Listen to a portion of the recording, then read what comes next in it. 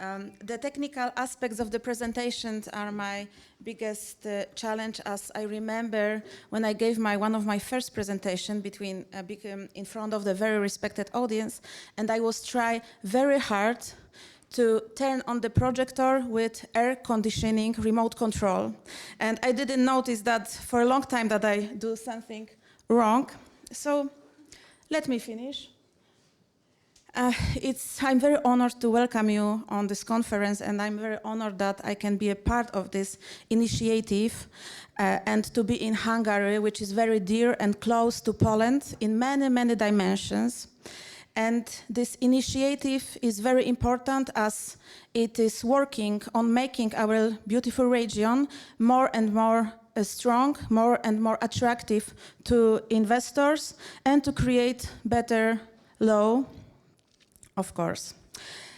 When a few days ago I started to present my presentation, I was wondering what topics in our Polish law should I choose as main issues of my presentations. It came to my mind that there are three aspects which are discussed the most now in Polish legal company law doctrine. First of all, for sure, is the biggest since 20 years amendment of our commercial companies code. And this is the topic which I will be talking to you the most, as it is a real revolution in Poland, in especially introducing a law of the group of companies and the new dimension of understanding the role of supervisory board and generally corporate governance, because it's not only about supervisory board, but also the role of management boards. The second one, which I'm not going to dwell on this topic, are the simple joint stock company, which may be established since 2021 in Poland. I'm going to only mention this topic. Why? Because I'm describing the simple joint stock company in our book, which is upcoming, preparing as this project, which connects us here. So if you are more interested in development, long-term effects of simple joint stock company and its aspects in Poland, you will be able to find it in our upcoming book. The third problem which is discussed are issues that comes from European directives. So in Poland 2023, we have also amendment of the mergers, acquisitions, divisions and reorganization of the companies that are the aspects of European directive. But it is also, why am I not going to talk about it a lot? That's why, because it's, let's say, colloquially, a very fresh amendment. And the characterization of legal amendments are that they can be assessed correctly only, I think so, after few years, after same time of being in legal system. That's why I'm not going to focus on this problem, but I will mention it very, very shortly. So, coming back to this Amendment Act that concerns, namely, the biggest change in our company law since 20 years. Its main issues, main parts are, of course, law of group of companies, which means the problems on functioning group of companies, subsidiaries, parent companies, this connections between them, and this amendment. The purpose of this amendment is to adapt our legal environment to the developing Polish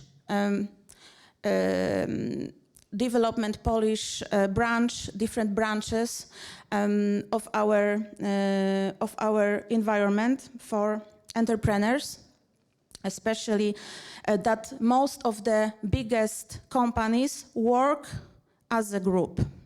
So it is important we put them into some legal framework which will be comfortable for the management board, as well it will be transparent for the market, for the subsidiaries, for the creditors in general, and for the minority shareholders, of course, as well. The second aspect of the amendments was the revolution in corporate governance. It gives additional powers to the supervisory board. It allows them to make certain, let's say, actions towards management boards to express their demands for documents, and it eases their job. I am also a member of the supervisory board, and I will talk more about the content of this amendment, but let me assure you that it eases, it makes our job more comfortable, because for now the management board needs to be much more active in giving us the information, even without any need of us asking for them. For now, there were many problems, many crises in Polish market. I'm sure that Polish students here know these problems, these affairs, these outflows of funds from the companies, and the supervisory boards was expressing their sadness because it's happened, and explaining that it was the fault of management board because they didn't give us information. We didn't know what's happened. We were totally unaware of the agreements, of the harm that was made to investors, also very often small investors who were also counted that the corporate governance is working as it should be. And the legislator also solved some problems which may be surprising for you, that some crucial aspects of company law, like the length of term of the office, the mandate, the provisions which regulated that, was very unclear. So the members of management board, members of supervisory boards weren't sure if they're still functioning legally, if not or not. So on the basis of these very unclear provisions, at least two main theories was formulated by the legal doctrine, the extension and the shortening conception. So there was bizarre situations when general meeting, being afraid that the supervisory board or management board can be accused of lacking of authority, it was the boards were appealed, was dismissed, sorry, and appointed again because it was the safest way. In other words, to have peace of mind, whether we are working or not, whether we have the right of work or not, it was better to cancel and appoint again. So it was bizarre situations. As I said, it was the group of companies, and the last amendment was is known as the greatest amendment of our CCC, and it really changes the functioning of company, of working company in groups. Of course, being in such a group of companies, which is described by the CCC, is voluntarily. It needs to be decided by the general meetings. It should be, the note about that is obligatory in National Court Register. So it is seen, and every investors, every minority shareholders may get to know that this company, this subsidiary, is in the group of companies. So the certain provisions may be may occur, the certain problems or opportunities may occur, and they can resign from investing the company or other aspects of cooperation with this company. So this main goal of the amendment is to recognize the real power that a parent company have over its subsidiaries. The control and this control is able by giving so-called binding instruction or binding orders. And these binding orders are connected with widely, correspondingly larger liability that parent company has towards the creditors, minority shareholders, and correspondingly the management board of subsidiary, his liability will be limited because he may act in the best interest of all the group, and in other situation, if he commits some harm towards the subsidiary, he will be liable for damage. But if he acted on the binding order, he will be free of this responsibility. The corresponding provisions contains law to review book of documents, obligation for the supervisory board of parent company to supervise the implementation, annual reports, so a lot of obligations that demands more bureaucracy maybe, but what are the advantage? They gives comfort for management board. They gives transparency. We know what to expect when we invest and when we are a shareholder of a company that is part of a group of companies. What also protects the right of the shareholders? Sell out and squeeze out. The institution that may be described as a compulsory repurchase and purchase of shares of the companies.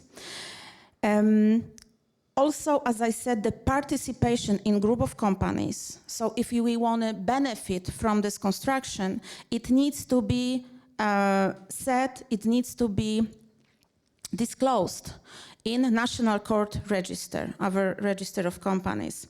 And we can act on the benefit of these provisions only when we disclosure appropriate note. As I said, the member of management board may feel more comfortable because it's the parent company who is liable for damages. For example, of course, depending on what entity this towards is this obligation to help with this damage, whether it's subsidiary based on fault, whether it's creditors, whether there are minority shareholders, there are slightly different liability, but it's of course more described more in a CCC, so one can check what are his exact rights, how can he demand whether his minority shareholders, the prices of shares was reduced, what are his rights. Of course, there are two sides to every question, and in this case, too. There are both supporters of these amendments and staunch opponents. The supporters says that it's transparency, that it gives benefits to the management board. They do not afraid to act on the basis of the binding order. And the opponents say that this is the marginalization overall of management board. It is, you even don't need when there are binding orders, what can management board do? And of course, the formal requirements of a binding instruction or binding order, how it's also translate. It needs to be written in electronically, or it needs to, under pain of nullity, it needs to have a justification and other parts characterized in CCC, which may be more complicated. But I think it's a price that management board needs to pay if he wants to be free from liability for damaging the company, make some harm to the company. These structures, when the structures can be useful. Of course, you can say by yourself with your intuition that when the group is binding with different financial arrangements, where the subsidiary needs to secure payments of the loans that are taken, for example, by the parent company. They are obligors to some agreements, or whether the group, for example, parent group from abroad, wants to introduce some practices, some policies, some internal provisions in uniform manner in all the company, and it is not in the best interest of the subsidiary. It can cost a lot, it can complicate their jobs, and so on. The second aspect of the amendments, as I said, was the revolution in acting of the supervisory boards. It gives new duties, new obligations, and new powers to the supervisory boards. First of all, I can say it's a new institution, is services of independent advisor. Because what? The members of a supervisory board are not alpha and omega. They do not it's perfectly fine, they do not some very specific aspects of conducting a business, of new products, new investments, whether they are good or bad in the end for the company. So they may appoint, for cost of a company, a special advisor, whose job will be to give some specialized expertise, some opinions, analyses, and the company pays for that. Also, the supervisory board has right to information, and sanction is if this obligations is not fulfilled. They can demand the information from everyone, from management board, but they could always do so. But also from other workers of a company, from proxies, from persons that conduct work for the company of any other basic contracts, B2B, mandate, everything, because it wasn't clear that those people can give information to the supervisory boards.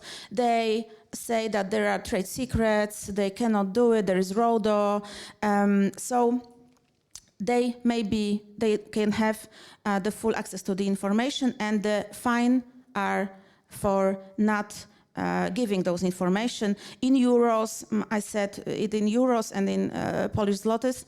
In euros, from around 4,500 to 11,500. Around this fees may be imposed on people who deny the information to management board.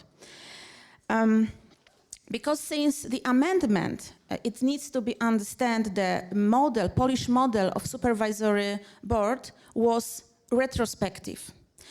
Post factum, when the harm was done, or often, where there was a financial outflow somewhere, nowhere, no one knows where, when there was close to bankruptcy, the supervisory board has been awakened, and post factum, when the damage was done, it was changing the documents, making analysis. So this model is more prospective one. It needs a lot of activity from management board. As I said, a lot of crisis situation occurred in Polish reality, and the legislator, the idea of legislator was from that, to change that. It was the impulse that moved these provisions. So, to illustrate this problem, question may be asked that when should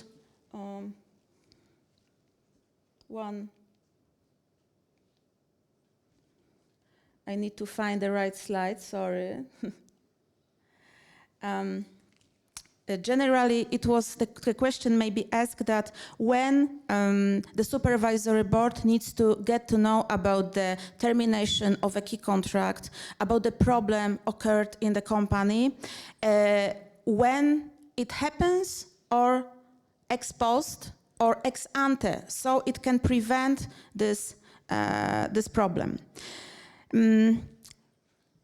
What is more, the supervisory board may appoint some special committees that may do some specific, they may analyze some specific aspects of conducting business in a company. Of course, entrusting the role in this committee does not release members of supervisory board, and is very important, from responsibility. And also there is new obligations of reports. A lot of reports, a lot of information must be given from the supervisory boards to the general meetings, assessments of compliance with the book, proposals regarding disposal of profits or covering of losses, analysis of company situations, assessment whether the information from the management board was given to supervisory board in a good manner. Whether it was on time, whether it was full, whether the supervisory board needed to ask for the information, because some information needs to be given at every meeting of the supervisory board, as some of them needs to be given to the supervisory board when they occur, when there is some crucial contract may be harmed, may be endangered by things that happen in environmental of a company. Also, the use of so-called business judgment rule, which I'm sure you are aware of, has been extended. It was known in Polish reality, it is used in a simple joint stock company. But now, as it was very positively assessed by the judiciary, by the legal doctrine, it was expanded to the other types of companies. And because it is natural, it is now understandable that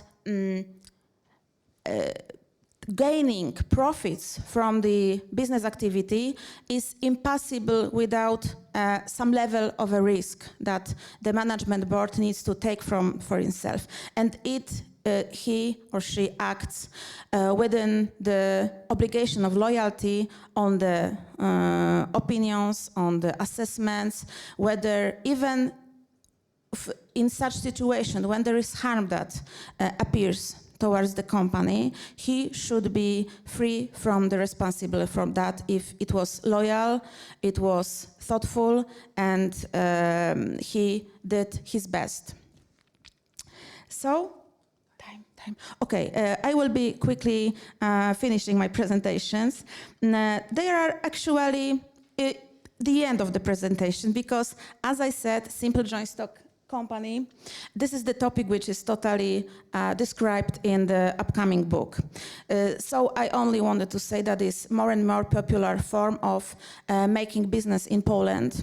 There are nearly always 2,000 of simple joint stock companies, and as our legislator intended, they mainly do in new technologies, startups, so it was like it planned.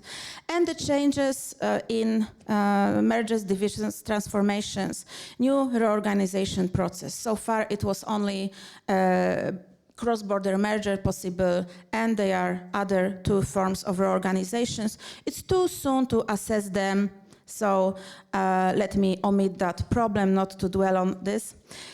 And in this case, I came to the end of my presentation, and to sum up, the reality in Poland is changing very fast. It's very demanding for the legislator, our legislator.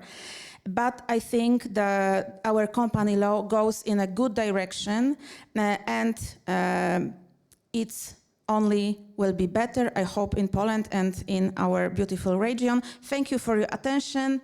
I'm sorry for the quite maybe longer presentations than I expected.